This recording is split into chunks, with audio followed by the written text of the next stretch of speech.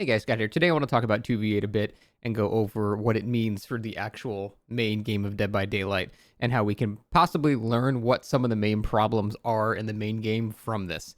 So the whole thing is 2v8 has been insanely fun. It's so fun that I kind of don't want to do anything else. I kind of only want to play 2v8. So when it goes away, I'm going to be very, very sad. Obviously, playing Killer with a friend is a whole new experience, but even playing Survivor was more fun than I thought because there's far less downtime. It's just pure chaos. There's less weight on you as a teammate, things like that. So I was thinking about the queue times. Now, obviously, for 2v8 playing Killer, the queue times are killer. But other than that, why did I do that? Other than that, the queue times are just really, really bad, indicating that there's just way too many people that find it fun and want to play it.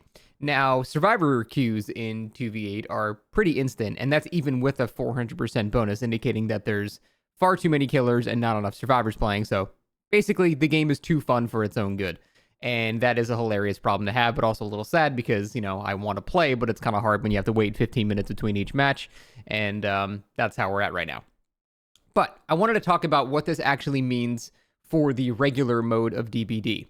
Why are people loving this mode so much, kind of on both sides? And there's the comparison you can make to the regular mode that it is far less stressful. I think that if we have to boil it down to a single argument, this mode just feels way less stressful than regular Dead by Daylight. On the killer side, you have a teammate, you have an ally. So you can rely on them to pick up any slack, and they can rely on you. There's less riding on your shoulders. On Survivor, you're 1/8 of the team instead of 1/4 of the team. So if you fuck up a chase or you get down really early, it's not the end of the world. There's still 7 other people. Individually, there's a lot less pressure on every individual person, and that makes it so the game is, well, it's just less stressful. And the thing is, the killer queue times, even in the regular game mode, are not good. And the survivor queue times on the regular game mode are not amazing. And this hasn't really happened before. And even when we had a successful alternative game mode like Chaos Shuffle, which I loved, by the way, and I think most people loved, it was pretty well received. Even when we had that, the queue times for the regular mode, they didn't really get worse. It was just about the same.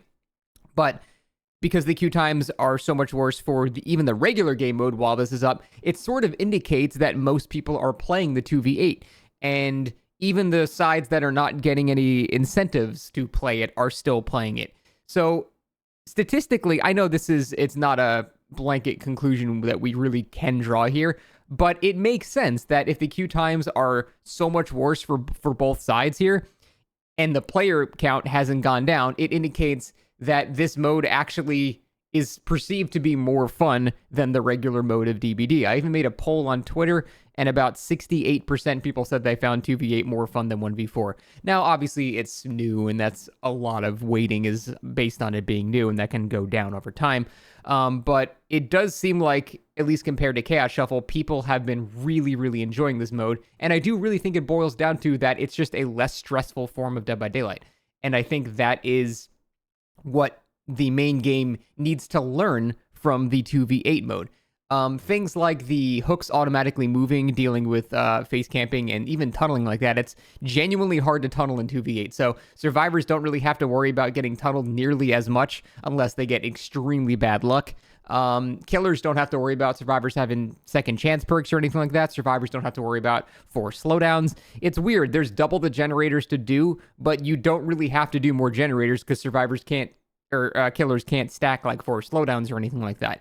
So Chaos Shuffle had a little bit of that, where you didn't have to encounter the same shit over and over again, the same perks on both sides. And this takes it to another level by having the preset builds that are remarkably well balanced. Like Runner might be a little too strong, but for the most part, I think it's pretty well balanced in the whole class system. And not having to worry about, running into 80 second chance perks or slowdowns has been really, really nice as well. So because of all of this, there's just a lot less stress in the 2v8 mode. Plus, it's a limited time mode and it's new, so there's a lot of, a lot less taking it seriously. Your MMR does not change from this mode, so even less incentive. MMR is used for this mode to matchmake, but because the queue times are so bad, the bounds keep getting wider and wider and wider and wider to the point where there effectively is an MMR. So hell, even that might make the game less stressful because if you're a bad player, you might have good players to carry you. And vice versa. I mean, it's chaos. And I think that is the core fundamental, hilarious, and awesome point of DBD is that it's supposed to be just like lighthearted, silly chaos. And I think that's what this mode really is. There's so little downtime. You're always doing something. You basically have to do like one gen a match, and then someone's always getting downed, someone's always getting chased, which means you need to try to body block for them. You might need to heal someone off the hook. Someone's always getting hooked, so you need to run across the map and unhook them. They might appear next to you. Like, there's just always shit happening. There's zero downtime. And due to the aura reading on the killer side, no one is really hiding for 20 minutes. It's just there's always something happening, and yet somehow, despite the fact that there's zero downtime, it's way less stressful than the regular game.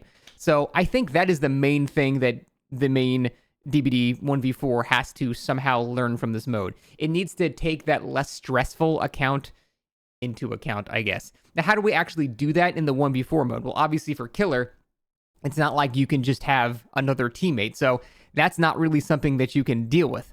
So it's sort of an impossible solution. There's a couple of things you can do to make it feel a bit better, but I don't think you can really replicate that in the 1v4 mode, and that's the major problem we're having here. People are getting a taste of this less stressful, more chaotic, silly, fun version of DBD, and a lot of people really enjoy it, and that's not necessarily what the main version of the game is. I know some people prefer the main version. I'm not pretending they don't exist. I'm just saying the queue times are indicating that people kind of prefer this mode over regular DBD, and the poll I did on Twitter indicates that also people prefer this mode over regular DBD, so I don't really know how to fix this problem. It sucks like complaining about an issue and not offering a solution, but I truly don't know what they could do. In terms of fixing queue times, you could always offer like iridescent shards, the survivor, actual, real currency that could do something. Even if it's only a little bit, it's something that you could do. So there are ways to fix that. People have also talked about a priority pass system where if you queue for survivor for 3 games, you get priority queue for killer for 1 game. Things like that. A lot of games have done something similar, and that can totally work. So there's plenty of things you can do to fix the queue, but once this mode eventually goes away, or it gets cycled into a once a month thing, we're left with the regular mode that still brings back all the stress and all that stuff. So I don't know, man. I don't really know how to fix that. And I wanted to make this video to see if you guys had better solutions, because again, there's little things we can do, but in terms of like actually really replicating the chaos of this mode, I don't really know what you're supposed to do, man. It seems really hard, and I don't envy the devs introducing this to us, and now they open Pandora's box. We've seen it, we want more, but we also don't want to have to wait 20 minutes for a game. We want too much at this point, and I'm not really sure how they can fix it. So that's it. I'm going to be really sad when 2v8's gone, and I am currently sad having to wait 50 minutes per game. So it's certainly a mixed bag, but it's definitely a first world problem. It's a mixed bag because it is literally too fun. But that's about it. If you guys have any solutions, I'd love to hear them. But thanks for watching. See you next time.